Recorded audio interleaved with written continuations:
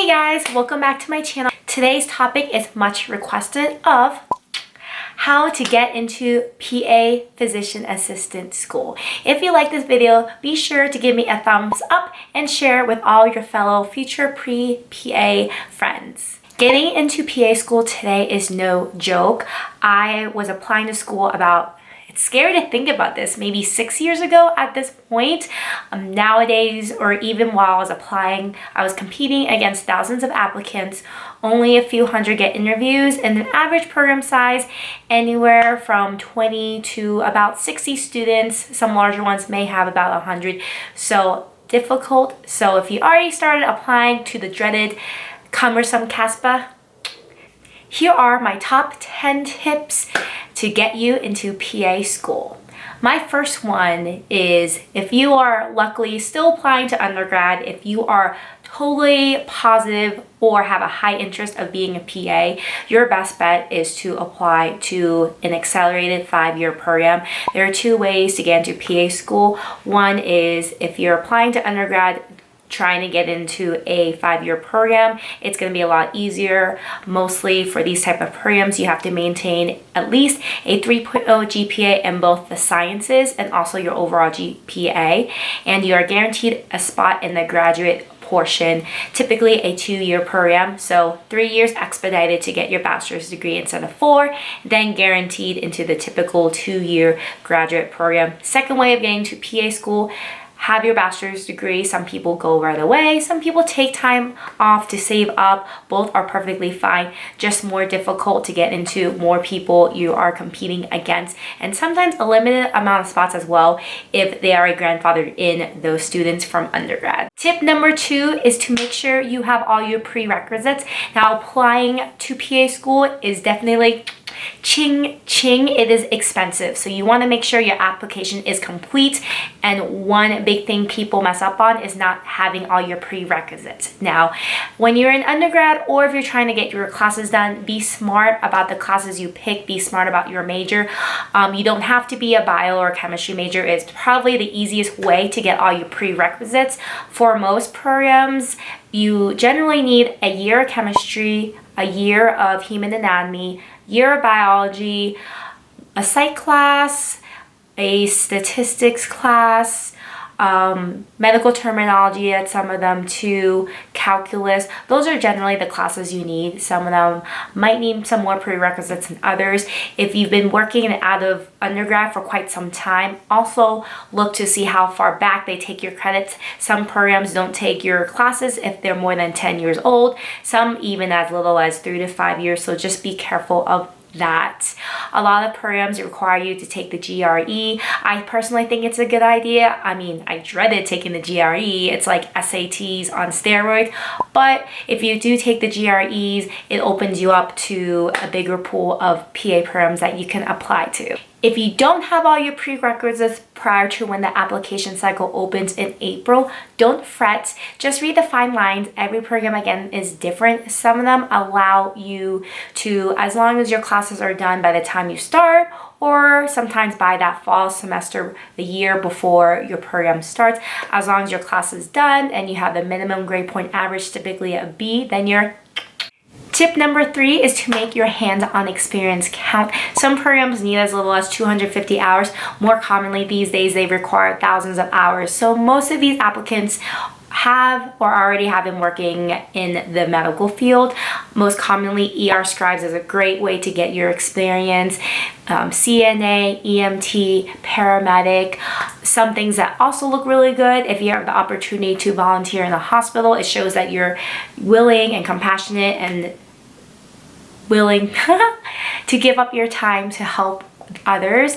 Medical mission trip, if you have the ability to do this, is also a great and rewarding and life-changing experience as well. Tip number 4 is to make sure you have a competitive GPA. You need a minimum of a 3.0, not only overall, but also in the sciences too. So if you do not meet this minimum, don't apply because they automatically will throw out your application. If you don't meet this minimum, don't worry at all. You can also have the option to take postgraduate credits to boost up your GPA. So don't fret. Because you have a lower GPA doesn't mean that you're going to be not considered or looked over. It just means that some other parts of your application just have to be a little bit stronger. Grades are not everything. You could have lower grades, but if you have an awesome personality, people can see that you can relate to others and have a general desire and passion to help others. You are golden, my friend. My next tip, this is an important one too. Unfortunately, it's kind of a costly one.